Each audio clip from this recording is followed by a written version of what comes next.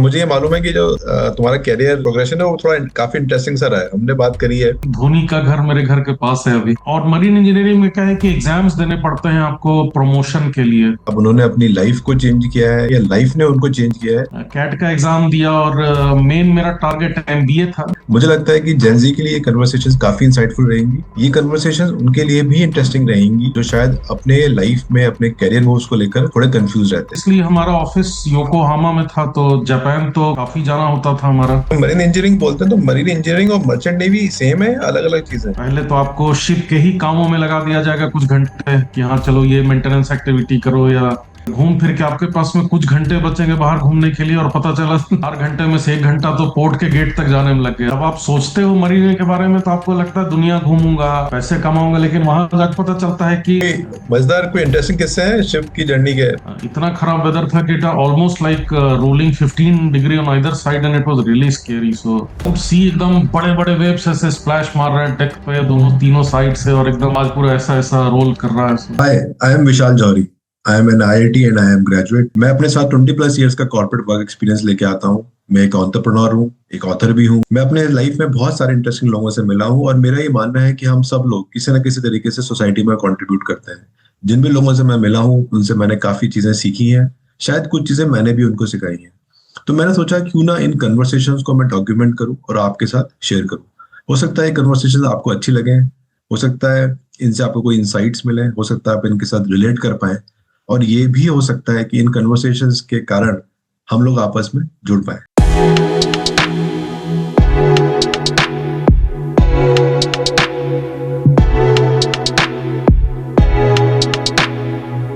आज के मेरे गेस्ट हैं Saurabh Chandra. Saurabh Indian institute of management Indore में ऑपरेशन मैनेजमेंट के प्रोफेसर हैं। इन्होंने PhD Indian institute of management Lucknow से किया है। सौरभ की लाइफ काफी इंटरेस्टिंग रही है। अब उन्होंने अपनी लाइफ को चेंज किया है या लाइफ ने उनको चेंज किया है, ये आज उनकी कन्वर्सेशन सुनकर हम समझने की कोशिश करेंगे। मुझे लगता है कि जेनजी के लिए ये कन्वर्सेशन काफी इंसाइटफुल रहेंगी। ये कन्वर्सेशन उनके लिए भी इंटरेस्टिंग रहेंगी जो शायद अपने लाइफ में अपने कैरियर मूव्स को लेकर थोड़े कंफ्यूज रहते हैं। हाय सौरभ, क्या हालचाल? हाँ बढ़िया Vishal, how are you? I am good यार, आई एम गुड। आज कोई क्लासेस हैं या आज क्लासेस नहीं है? हाँ है ना, अभी मेरा थिक टीचिंग पीरियड चल रहा है तो है क्लासेस। अच्छा, मतलब अभी पोस्ट सेकंड हाफ लंच में? Back to back. जब पोस्ट लंच है? हाँ ओके, टाइट। Got it. तो सौरभ, मैं और तुम अभी मैं सोच रहा था कि हम दोनों एक दूसरे को 2008 से जानते हैं। 2008 में हम लोग आईएम लखनऊ में मिले थे और हम दोनों सेक्शन ई में थे। मैं लास्ट बेंच पे बैठता था और शायद तुम नेक्स्ट रो में बैठते थे, राइट? नेक्स्ट रो में या उससे नेक्स्ट रो में। तो हम हाँ जस्ट हाँ एक हाँ, दो आगे पीछे मेरे बैठते बगल में थे। मीना था, पीछे तुम थे। हाँ हाँ हाँ। याद है अभी। ऑफ कोर्स उसके बाद you have gone to places and I have gone to places and then हम दोबारा रिकनेक्ट हुए। बट बीच बीच में भी बातचीत हमारी चलती रहती थी। और मुझे ये मालूम है कि जो तुम्हारा कैरियर प्रोग्रेशन है वो थोड़ा काफी इंटरेस्टिंग सा रहा है। हमने बात करी है and I am sure career में काफी चीजें ऐसी हैं जिससे होपफुली जो हमारी कॉन्वर्सेशन को लोग सुन रहे हैं उनको कुछ इंसाइट्स मिल सकती हैं, पॉसिबली यंगस्टर्स को या कुछ और लोगों को। तो इस बारे में मुझे जनरली आज बात करने के लिए अपन बैठे हैं। तो सबसे पहले तो थोड़ा अपना बैकग्राउंड के बारे में बताओ कि कहाँ से हो, और आई थिंक इंजीनियरिंग करी है, राइट? तो कौन सी इंजीनियरिंग करी है, कहाँ से करी है? सो मैं रांची से हूँ, झारखंड की राजधानी रांची से। हम्म। और महेंद्र सिंह धोनी के शहर से, जो लोग रांची नहीं जानते होंगे उनके लिए। हम्म। और इंटरेस्टिंगली धोनी का घर मेरे घर के पास है अभी। अच्छा। बट एनीवे, सो हाँ। रांची से मैंने क्लास 12 तक पढ़ाई की, और उसके बाद फिर मैंने marine engineering research institute Calcutta से बैचलर इन मरीन इंजीनियरिंग किया। अभी इसका नाम हो गया है Indian maritime university Calcutta campus, but okay. Degree अभी भी वही है। हम्म। तो वहां से मैंने 4 साल की मरीन इंजीनियरिंग की पढ़ाई की। फिर मैंने एक Japanese shipping company Mitsui OSK Lines में लगभग 4 साल as a marine engineer job किया। फिर और मरीन इंजीनियरिंग में क्या है कि एग्जाम्स देने पड़ते हैं आपको प्रमोशन के लिए। वो गवर्नमेंट ऑफ इंडिया की एक डिपार्टमेंट कंडक्ट करती है, तो उसी एग्जाम के सिलसिले में मैं आया हुआ था इंडिया। और उसी के प्रिपरेशन के बीच में मैंने फिर कैट का भी एग्जाम दे दिया। कैट का एग्जाम दिया और मेन मेरा टारगेट एमबीए था। उस समय उतना पीएचडी के बारे में मैंने नहीं सोचा था, लेकिन अब by उस पे God's पर। will I entered हाँ। into a PhD program where I met you. And yeah, after my PhD, I have joined academia. So that has been my journey so far. Okay. तो सबसे पहले तो एक मुझे नॉर्मली जब जब मरीन इंजीनियरिंग बोलते हैं तो मरीन इंजीनियरिंग और मर्चेंट नेवी सेम है, अलग अलग चीजें हैं? आई मीन नेवी के कई कैटेगरीज हो सकते हैं। Merchant navy basically deals with trade, तो ओके। मालवाहक जहाज जिसको शुद्ध हिंदी में बोला जाएगा, जैसे हम्म। ऑयल है, कार है, कंटेनर है। तो उस तरह के किसी भी ट्रेडिंग वेसल को मर्चेंट वेसल बोलते हैं। वेसल और शिप जो है इंडियन नेवी का भी हो सकता है, कोस्ट गार्ड का भी हो सकता है, सर्वे वेसल भी हो सकता है। तो there is a variety of ships flying on seas. और मैं काम करता था मर्चेंट नेवी में, सो दैट द डिफरेंस। बाकी ऑब्वियसली शिप का डिजाइन और टाइप भी चेंज होता है, तो उस हिसाब से रोल भी थोड़े बहुत चेंज होते होंगे। बट मैंने मोस्टली मोस्टली क्या मतलब मर्चेंट नेवी में ही काम किया है। Got it. और इसमें कौन कौन सी, मतलब किन किन कंट्रीज में, कौन से ओशंस के अक्रॉस जाना पड़ा? मतलब यू सेड कि 4 साल तक तो you were in Japanese this. Company थी, तो ऑब्वियसली हमारा ऑफिस योकोहामा में था, तो जापान तो काफी जाना होता था हमारा। हम्म। और मैंने मोस्टली कार कैरियर पे काम किया, जिसको roll on roll of vessel बोलते हैं, जिसमें बेसिकली डेक्स होती हैं जिसपे कार को आप चढ़ा के पार्क करके लैच कर देते हो। और फिर मेरे मतलब दो या तीन मैंने roll on roll of vessel, जिसको रोरो शिप बोलते हैं, और एक कंटेनर शिप किया है। जापान काफी घूमना होता था। और यूनाइटेड स्टेट्स के साथ जापान का काफी ट्रेड है, तो ज्यादातर शिप्स मेरे यूएस काफी जाते थे। तो जैसे लॉन्ग बीच हुआ, western coast many a time, sometimes eastern coast also. Middle East भी गया हूँ जापानीज कार को लेके। फिर ऑस्ट्रेलिया भी गया हूँ। मतलब pretty much like across the globe I have been through my ships. कोई मजेदार, कोई इंटरेस्टिंग किस्से हैं शिप की जर्नी के? मतलब 4 साल रहे हो तो कुछ ऐसा भी हुआ होगा कभी कभी कि जो पहले एक्सपेक्ट नहीं किया होगा, कुछ अचानक से कुछ हो गया? इंटरेस्टिंग इंटरेस्टिंग तो उतना नहीं कहूंगा मैं, लेकिन हाँ मतलब जब आप सोचते हो मरीने के बारे में, तो आपको लगता है दुनिया घूमूंगा और हम्म। पैसे कमाऊंगा। लेकिन वहां जाकर पता चलता है कि सेकंड एस्पेक्ट में भी ट्रू, फर्स्ट एस्पेक्ट में नॉट बी सो। बिकॉज होता क्या है कि इतने मैकेनाइज्ड ऑपरेशंस होते हैं और इतना टाइट शेड्यूल्स होता है कि जैसे अभी let's say I am in Long Beach, वहां पे 10 घंटे का स्टे है। पहले तो आपको शिप के ही कामों में लगा दिया जाएगा कुछ घंटे, कि हाँ चलो ये मेंटेनेंस एक्टिविटी करो, या उसके बाद कस्टम्स प्रोसेस स्टार्ट होगा। और घूम फिर के आपके पास में कुछ घंटे बचेंगे बाहर घूमने के लिए, और पता चला 4 घंटे में से 1 घंटा तो पोर्ट के गेट तक जाने में लग गया। हम्म। from tourism point of view, marine engineering may not be a very good career, but having said that, certainly इतने लंबे समय में मौके मिले। जैसे सबसे इंटरेस्टिंग था मेरा, हमारा शिप एक बार हिरोशिमा के पोर्ट के पास में एंकर पे खड़ा था। एंकर मतलब लंगर। वो हम्म। जब शिप के पास कोई जॉब नहीं होता, तो उसको फिर पोर्ट पे जाके पार्क करना काफी एक्सपेंसिव होता है, तो शिपिंग कंपनीज उसको फिर पोर्ट के पास सेफ वाटर्स में उसको एंकर करके हम्म। खड़ा कर देते हैं। हम्म। करीब मुझे याद है 3-4 दिन के लिए खड़ा था, तब कैप्टन ने मुझे बुलाया कि let's go for an outing. और उन्होंने फिर पहले तो शिप से पोर्ट तक का बोट बुक करवाया। फिर वहां से उन्होंने, उनको जापानीज आती थी वो, जबकि हम्म। सरदार थे, सिख थे वो, अच्छा। कैप्टन भसीन, बट उनको जापानीज वगैरह आती थी and he was very well connected. तो मैं थे, और डेक कैडेट था, और एक और सेकंड ऑफिसर थे, और हम लोग 4 लोग। फिर उस दिन हमने हिरोशिमा का लंबा चौड़ा टूर किया। ट्राम पे बैठे, तो पहली बार मैंने मतलब प्रॉपर टूरिज्म जिसको बोला जाता है, वो मेरे को करीब 3-4 महीने के बाद मौका मिला पहले शिप पे। और फिर हम लोग गए, वो मेमोरियल देखा जहाँ एटम बम गिराया गया था। हम्म। और फिर हम्म। लौटे, जापानीज खाना खाया। हम्म। So that was like a full day excursion which happened for me for the first time। फिर उसी पहले ही शिप पे मैंने फिर इजिप्ट का भी टूर किया। तो हम लोग सुएज कैनाल में खड़े थे। तो होता क्या है कि जब शिप सुएज कैनाल पास करने वाली होती है, तो उनको वेट करना पड़ता अच्छा खासा, क्योंकि नैरो चैनल है। हम्म। बेसिकली वो आप जाके एंकर कर देते हो सुएज कैनाल के माउथ पे, और फिर then they allow ships one by one in groups, काफिले में वो लोग फिर धीरे धीरे हम्म। शिप्स को अलाउ करते हैं। और हम्म। उस प्रोसेस में हमारा वेटिंग टाइम ठीक ठाक था। तो फिर एक शिप पे एक एजेंट आया हुआ था। एजेंट्स बेसिकली वो खाना वाना जो सेल करने के लिए आते हैं शिप्स पे, तो उसको विक्चुअलिंग बोलते थे हम लोग। तो उसके लिए एक एजेंट आया था, तो उसने ऑफर किया कि मैं पर हेड कुछ 50 या $100 चार्ज करूंगा, and I hmm. Arrange your complete trip to pyramids of Giza. तो खाली थे हम लोग, तो 4-6 लोग बैठ गए। और फिर उसने पूरा अरेंज कराया, फिर अगेन वही बोट से, एंकर से पोर्ट तक, फिर वहां से फिर मारुति वैन टाइप की थी, उसमें बैठा के हम लोगों को वो ले गए, पूरा पिरामिड्स ऑफ गीजा दिखाया। फिर लौटते टाइम में इजिप्शियन डिनर कराया, वो डांस वांस दिखाया, जो क्या इजिप्शियन डांस होता है, दैट हम्म ऑल्सो। कुछ ऐसे मौके मिलते थे। एंड अदर शिप्स ऑल्सो, जब दूसरी बार मैं जब शिप पे गया तो भी एक लॉन्ग बीच करके एक शहर है वेस्टर्न कोस्ट का, नियर लॉस एंजलिस, हम्म वहां बहुत घूमा हूं मैं। ओके तो समा ओके हमारा शिप वहीं हमेशा जाके मतलब डिस्चार्ज के लिए जाता था, और हम्म वो शहर मैंने काफी देखा है। तो ये सब कुछ कुछ हैं एक्सपीरियंसेस घूमने राइट फिरने के। Right right. ओशन में कुछ ऐसे मतलब स्टॉर्म्स वगैरह भी आते हैं, कुछ ऐसा रहा कभी डेंजरस, की कोई पर्टिकुलर ओशन ज्यादा Oh, डेंजरस है I've seen Atlantic? really bad weather, really, really bad weather. So it's a part of the job actually, because hmm I have seen both ends. Like कभी कभी सी इतना काम होता है कि आपको लगेगा you are sailing on a glass. मतलब okay this was Arabian Sea. We were going from Colombo to I think some Middle Eastern port, and hmm it was so still कि मतलब डर लग रहा था देख के। So ओ एक्सट्रीमली स्टिल सी भी बहुत क्रीपी लगता है, और भयंकर वेदर तो खराब लगता ही है।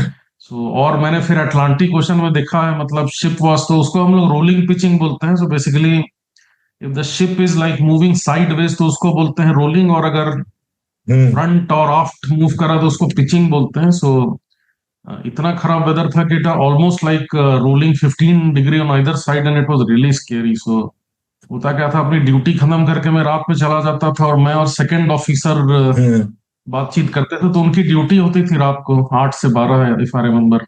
हम्म और तब मैं आपके सामने देखा, जनरली मरीन इंजीनियर बेचारे इंजन रूम में बैठे रहते, तो उनको शिप के बाहर का उतना दिखता नहीं। हम्म तो फिर लेकिन मैं ड्यूटी खत्म करके जाता था, देन आई सॉ कि the ship was like almost like as if hmm की आएगा ही नहीं वापस, एंड हाँ it was really scary. So that time I saw, and that was ship was empty. So usually होता है कि ब्रिज जो होता है जहां से शिप बेसिकली कैप्टन लोग चलाते हैं, hmm that is on the like aft part of the vessel. Hmm उसके सामने पूरे कंटेनर्स रखे होते थे, और उस समय कंटेनर्स खाली थे पूरे, तो पूरा दिख ओके रहा था सामने। हाँ तो आई कुड हाँ सी एकदम बड़े बड़े वेव्स ऐसे स्प्लैश मार रहे हैं डेक पे, दोनों तीनों साइड से, और एकदम जहाज पूरा ऐसा ऐसा रोल कर रहा है। So I have seen both ends actually, and या some of my ships were car carriers, roro vessel. So वो तो बाय डिफॉल्ट बहुत ही अनस्टेबल डिजाइन होता है उसका, तो आपको सोते टाइम में बिट पकड़ के सोना पड़ता है, बिकॉज वो पूरा टाइम ऐसा ऐसा होता रहता है। बहुत इंटरेस्टिंग एक्सपीरियंस, एंड बट हाँ, ऐसा कभी फॉर्चुनेटली लाइफ थ्रेटनिंग सिचुएशन तो नहीं आई। हाँ मतलब I I can make that out by looking at you कि अभी भी हो। Friends have gone through some terrible experiences, but fortunately not me. Okay तो फिर ये एक्चुअली ट्रांजिशन वेदर कैसे से किया? ज्यादा बड़ा प्रॉब्लम तो आजकल पायरेसी है। मतलब weather ships are so well designed hmm and so well operated कि weather related incidents are very rare आजकल। तो पायरेसी अटैक्स आर बिगर या threat anyway. I think Somalian pirates तो बड़े फेमस है, इल फेमस है। तो वो तो है। तो फिर ये ट्रांजिशन कैसे किया, मतलब from the field of marine engineering और मर्चेंट नेवी, 4 साल काम करने के बाद मतलब I I give M U A Lucknow जाने का प्लान कैसे हुआ? Very honest answer to this. Hmm generally होता क्या है कि while sailing, so some people don't like that job at all. Hmm So मेरे लगभग 40% batchmates in marine engineering college itself they started preparing for CAT and IAS and all that. हम्म मेरा वैसा नहीं था, मुझे कोई आइडिया नहीं था, मैं शिप पे ही जाने वाला था। और शिप पे जाने के बाद भी of course I I won't say कि I like every aspect of that job, but ऐसा भी नहीं था कि मुझे छोड़ना ही था वो जॉब से। लेकिन जब मैं एग्जाम देने के लिए आया था आफ्टर लाइक, और उसको हम लोग बोलते हैं class 2 exam, so that is meant for becoming second engineer on board a vessel. तो कैलकाटा में एग्जाम देते हैं, तो it takes a long time to do courses, prepare for that exam, and then you give that exam pass, and then you are given a license which makes you eligible to sail on board a vessel as a second engineer. तो वो process चल रहा था मेरा कैलकाटा में, and that time some of my batchmates who were like desperate to leave this job, hmm they were giving cat and stuff, और हम लोग रूम शेयर करते थे। तो हम्म उनका देखा देखी मैं भी, जिसको हिंदी में भेड़ चाल बोला जाता है आजकल की भाषा में, तो लगभग भेड़ चाल के चक्कर में मैंने एमबीए का तैयारी स्टार्ट किया। तो वही साथ ही साथ मरीन का भी पढ़ाई चल रहा था एग्जाम का, और मैंने कैट कोचिंग वोचिंग भी ज्वाइन कर लिया, और साथ में वो भी स्टार्ट कर दिया। और you hmm know once you get into something, फिर आप ऑटोमेटिकली समहाउ आपका मन भी बनने लगता है कि हाँ लेट्स हम्म, ट्राई दिस, और फिर उसी हम्म, चक्कर में मैंने कैट का एग्जाम दिया। एंड बाय गॉड्स ग्रेस दोनों ही एग्जाम मेरा ठीक ठाक क्लियर हो गया, मरीन हम्म, का भी एग्जाम पास हो गया मैं, इवेंचुअली कैट में भी आपके जितना परसेंटाइल तो नहीं आया होगा, बट हाँ मतलब ठीक ठाक आ गया था।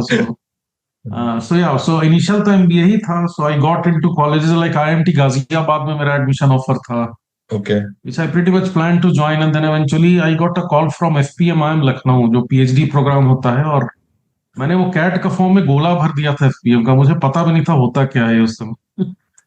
तो फिर मेरे घर पे लेटर आया, और मेरे पापा प्रोफेसर थे, अभी हम्म, तो रिटायर हो गए, बट वो रांची यूनिवर्सिटी प्रोफेसर, तो उन्होंने लेटर पढ़ा और हम्म, ही गॉट एक्साइटेड, फिर उन्होंने हम्म, मुझे फोन किया कि तुम जाओ वहाँ इंटरव्यू दो। मैं नहीं जा रहा, मुझे नहीं बनना प्रोफेसर। हम्म, अरे जाओ ना, वो लोग आने जाने का खर्चा दे रहे हैं, जाके देखो।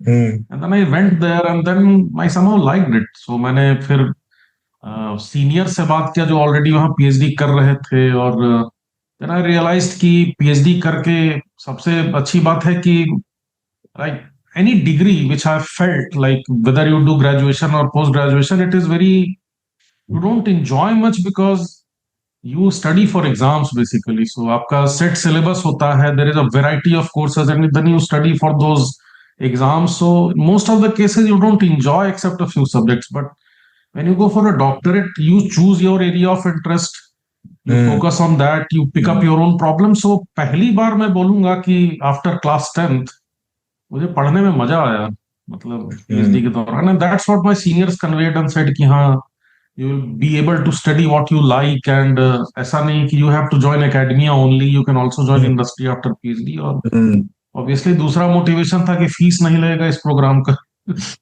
आईएमटी में उस समय भी तो आई थिंक 10-15 लाख तो फीस थी ही, और इधर स्टाइपेंड मिल रहा था। Although having said that, that stipend is too small to compensate your, because you are leaving a job which pays well and then right, leaving. Right, So right, right. तो करके फिर eventually I landed up my PhD, ऐसा हुआ, मतलब कहानी okay, है कुल मिला के। राइट। और जनरली लाइफ कैसी लगी आईएम लखनऊ में? How was life? It was awesome, मतलब one of the best times I had, एकदम हाँ, relaxed, beautiful campus, nice family accommodation we got as a PhD student, and वो देखा ही होगा, तुम तो आए थे रूम में शायद मेरे।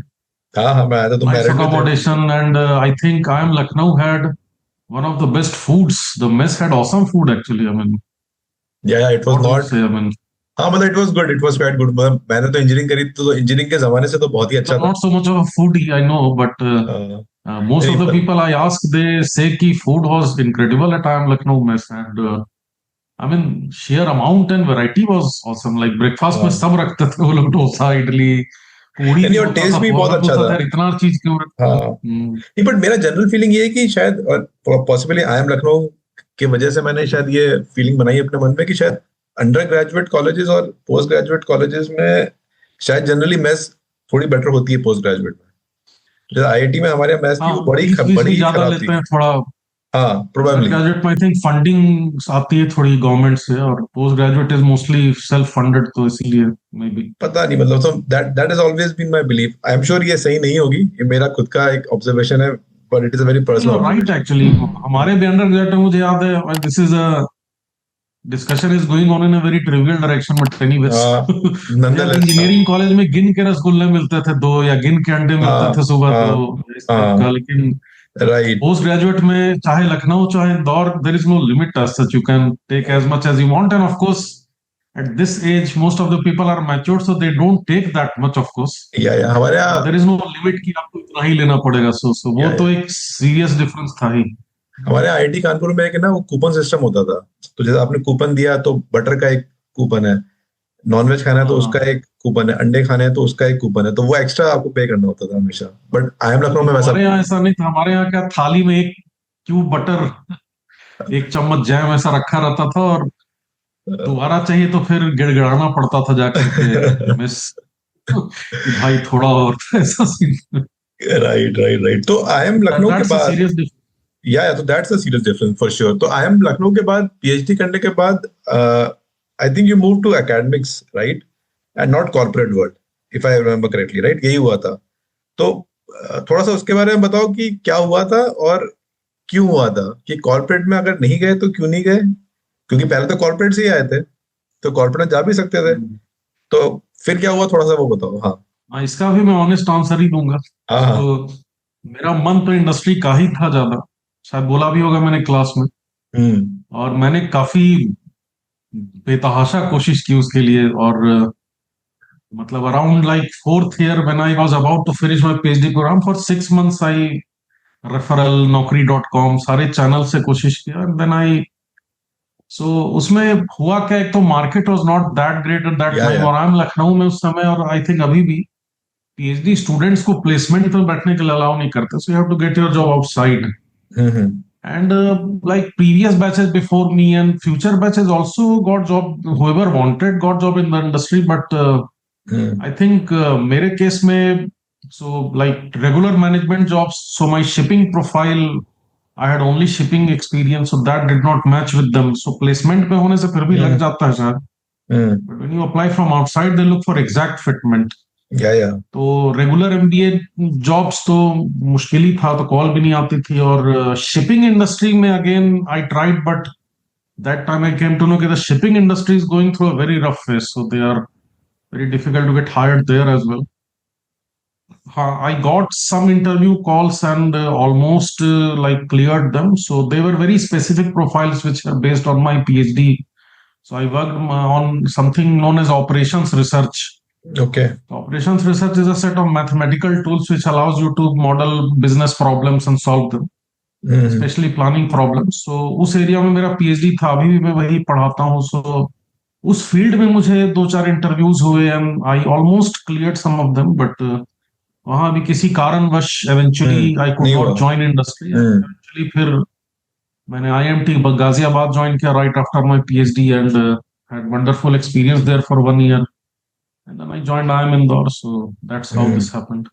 जैसे हम कहते हैं अंग्रेजी में, as luck would have it, corporate did not happen luck भी and है, academics. और Yeah, maybe I was meant to be in academia all the time. I mean, yeah, you never know. right. Sometimes you think कि मैं ये करना चाहता हूँ, but maybe you might Yeah, not have liked that. So yeah, got it. academics is good job actually. So that I Yeah, certainly can say. या तो अब तो थोड़ा सा, खैर मेरे को भी एक्सपीरियंस हुआ है एकेडमिक्स का 2-3 साल से, and a lot of it has to do with you and your help, You तो have. we'll talk about it.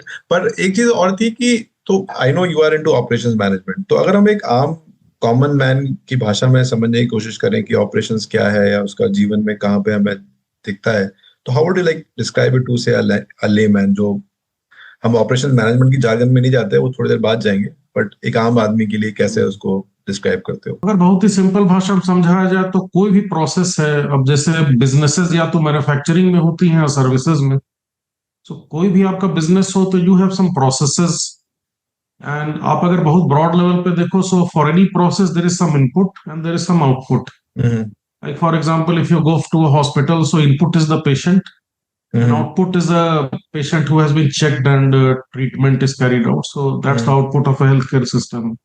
उसी तरह आप अगर टूथपेस्ट बनाते हो तो inputs are chemicals and output is a toothpaste.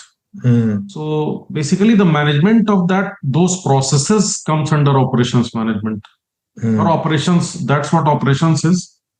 And any managerial activity related to those operations, which basically includes like some broad areas in operation management can be material management, की सामान कैसे खरीदा जाए, जैसे procurement is a major part of that. Then supply chain management, so management of the entire chain of or network of activities which provides you the material. Then obviously process management inside the shop floor in a factory or in a service.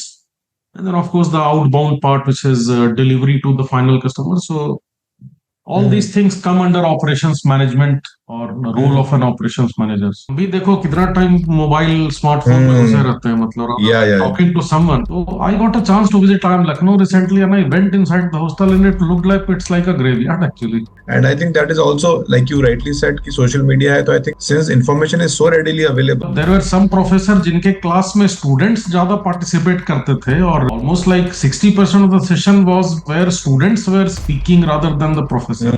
दोनों चीजें gradually कम होती जा रही हैं। और एक 10 सालों में मतलब how have students changed? I came back and realized कि यार ठीक से पढ़ना पड़ेगा या I have to more sure about this. तो इन 10 सालों में कुछ ऐसे कोई इंटरेक्शन हुआ हो जो याद रह गया हो या कुछ? आप फिर क्लास में अगर आपके खुद के कॉन्सेप्ट्स एकदम क्रिस्टल क्लियर नहीं है तो some of the classes turn out to be a bit of embarrassing and आप एक्चुअल असिस्टेंट प्रोफेसर बनते हो तो don't really know that subject very well actually. अब जैसे पहली बार मुझे IIT गाजियाबाद में स्टैटिस्टिक्स पढ़ाने दिया गया था, एंड आई एम श्योर हजारों बच्चों को पढ़ा चुके हो आप तो ऑपरेशंस मैनेजमेंट। तो अगर आपके ऑपरेशंस अच्छा नहीं होगा so you can never do good as a business regardless of how good your marketing may be, how good your finances may be. That's how operations courses are conducted in IIMs and other business schools. Typically operation management किस तरह से cover किया जाता है for students and how does it really help them in से corporate world? So now we have also included modern technologies like Industry 4.0, material management and planning. So अगले 6 months का planning करना होता है कि कौन कौन सी मशीन में मेंटेनेंस होगा। लेकिन शिप प्रोसेस, शिप में क्या काम करते हैं,